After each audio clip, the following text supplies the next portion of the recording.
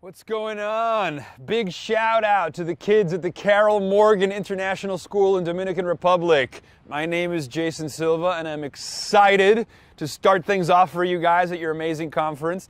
I'd like to give a special shout out to all the students and of course to my amazing, brilliant mother. You all know her as Linda Mishkin. And of course to Proxy Rivera, the digital guru who's made this video possible. So, on that note, today we live in a world where exponentially emerging technologies, increasingly powerful tools to transform the world are emerging all the time. We now have the capacity to leverage these tools to transform and address all the grand challenges of humanity. The famous futurist Ray Kurzweil reminds us, a young person in Africa today with a smartphone has better communications technology than the US president had 25 years ago. The tools to change the world are increasingly in everybody's hands. The supercomputers of yesterday are in everybody's hands. Now, I spend a lot of my time making content, making media that infects people with a sense of possibility, that infects people with a sense of wonder and awe, to suffuse our lives with a sense of cosmic purpose, okay?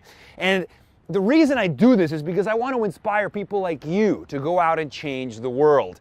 And so you guys now are about to watch some of my videos. I think they're going to show you radical openness or maybe awe. Whatever video gets shown next, watch it, enjoy it, and then you're tasked with coming up with an action plan on how you can then go and make a difference out in the world. So this is Jason Silva signing out from Sea Ranch, California with the Shots of Awe team. Thank you so much. Carol Morgan. Peace.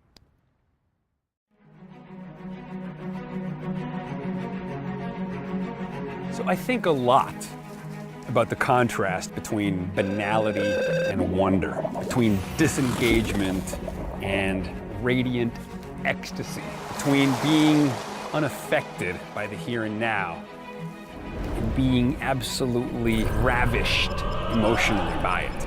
And I think one of the problems for human beings is mental habits. Once we create a comfort zone, we rarely step outside of that comfort zone. But the consequence of that is a phenomenon known as hedonic adaptation.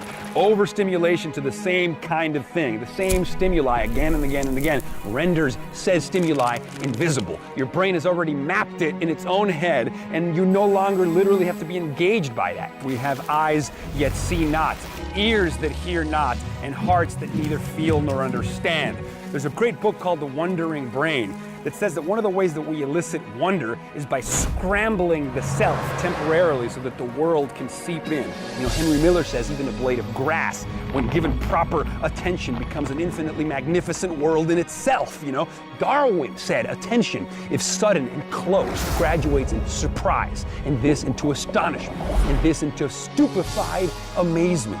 That's what rapture is. That's what illumination is. That's what that sort of infinite comprehending awe that human beings love so much. And so how do we do that? How do we mess with our perceptual apparatus in order to have the kind of emotional and aesthetic experience from life that we render most meaningful? Because we all know those moments are there. Those are the moments that would make final cut. Only in these moments we experience afresh the hardly bearable ecstasy of direct energy exploding on our nerve endings. This is the rhapsodic, ecstatic bursting forth of awe that expands our perceptual parameters beyond all previous limits, and we literally have to reconfigure our mental models of the world in order to assimilate the beauty of that download.